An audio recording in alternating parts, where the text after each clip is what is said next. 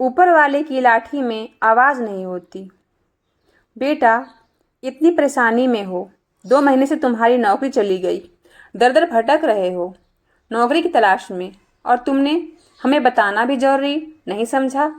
बेटा, तुमने हमें इतना पराया कर दिया। मुसीबत में जो काम आए वही सच्चे रिश्ते कहलाते हैं। यहाँ अपना घर है, दुकान है, किस बात की कमी है? तुम लोग तुरंत यहाँ आने की व्यवस्था करो। कृष्णा जी ने बेटे पवन को अपना हुक्म सुना दिया। एक माँ जो ठहरी बेटे की परेशानी देख न सके। 1 हफ्ते बाद पवन अपने परिवार के साथ अपने पुश्तैनी घर सीहोर आ गया। सीहोर में उसका भाई मनोज किराना स्टोर चलाता था, जहाँ रोज की जरूरत का सामान था। मनोज दुकान में थोड़ी मुनाफे के लिए खास सामग्री में मिलावट किया करता था। दाल, अनाज, मसाले, तेल, आटा सब में मिलावट करता था। उसकी दुकान में बस्ती के निम्न वर्ग के लोग खुले सामान लेने भी आया करते थे। 4 दिन की बासी ब्रेड को 1 दिन की बताकर बेचता था। पवन अपने भाई के साथ दुकान संभालने लगा। थोड़े ही दिनों में उसे पता चल गया कि उसका पिता समान बड़ा भाई थोड़े से पैसे की लालच में लोगों की सेहत के साथ खिलवाड़ कर रहा है। उसने मनोज को रोकना चाहा। भैया, मुझे आपसे यह उम्मीद ना थी। आप बेसन हल्दी में पीला रंग मिलाते हैं, दालों, कंकड़ पत्थर, नारियल तेल में खनिज तेल, नमक जैसे अनिवार्य चीज में भी चॉक पाउडर डालकर मिलावट कर रहे हैं। भैया, आप अपनी दुकान में घटिया किस्म के आइसक्रीम रखते हैं, जिसमें वॉशिंग पाउडर मिला होता है। चांदी के वर्क की जगह एल्युमिनियम के वर्क की मिठाई रखते हैं। ग्राहक तो भगवान का रूप होते हैं और आप उन्हीं के साथ धोखा कर रहे हैं। आप लोगों के जीवन के साथ कैसे खिलवाड़ कर सकते हैं? पवन बोला। अब तुम्हें पता चल ही गया है तो हाँ, मैं खास सामग्री में मिलावट करता हूँ। मिर्च में रंग, मिट्टी पाउडर मिलाकर लुभावनी पैकिंग में बाजार में सप्लाई करता हूँ। यह मेरी घड़ी देखो, पूरी 30,000 की है। अगर थोड़ा अपने बारे में ना सोचता तो तुम्हारी तरह 1,000-2,000 की घड़ी हाथ में होती। बिजनेस क्लास में फ्लाइट से यात्रा करता हूँ। अब बच्चों के भविष्य के लिए पैसे तो जोड़ने ही पड़ते हैं। क्या यह सब ईमानदारी से संभव है मनोज? पर भैया, आपकी 30,000 की घड़ी भी वही वक्त बताती है जो मेरी 2,000 की घड़ी। इकोनॉमिक क्लास की टिकट लो या बिजनेस क्लास की, प्लेन सभी को एक ही समय पर पहुंचाता है।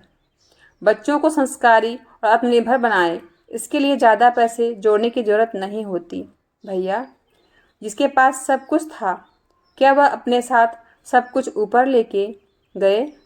पवन ने भाई को समझाने की कोशिश की। ज़्यादा राजा हरिश्चंद्र बनने की कोशिश ना कर। यहाँ रहना है तो चुपचाप काम कर, वरना अपना दूसरा बंदोबस्त कर ले।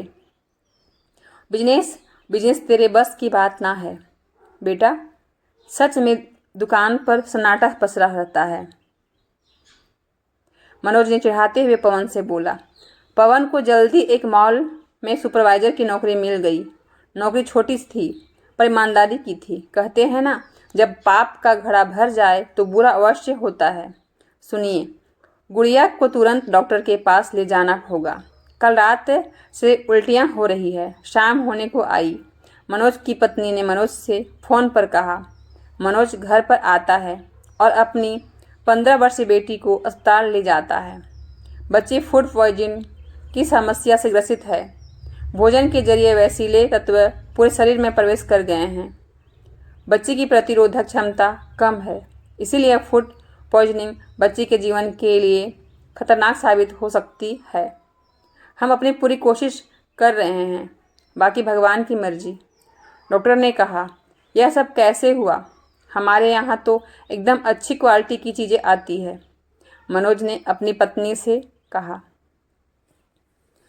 वह कल गुड़िया अपने सहेली नेहा वर्मा जी के बेटी के जन्मदिन पर गई थी।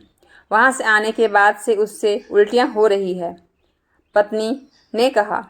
मनोज को याद आया, परसों ही तो उसने वर्मा जी के घर सारा मिलावट सामान भेजा था। पूरी कोशिश करने के बाद भी बच्ची को बचाना ना जा सका। भैया, जन्मदिन में शामिल होने वाले बच्चों में केवल गुड़िया का ही तबीयत खराब हुआ। ऊपर वाले की लाठी में आवाज़ नहीं होती, लेकिन जब पड़ती है बहुत दर्द देती है। पवन अपने भाई से दुखी होते हुए बोला। बेटी के जाने के बाद मनोज स्वयं भी पैरालिसिस का मरीज होकर बिस्तर पर पड़ा है। दोस्तों, बुरे काम का नतीजा हमेशा बुरा ही होता है, इसीलिए सावधान रहे। ऊपर वाले सब देख रहा है।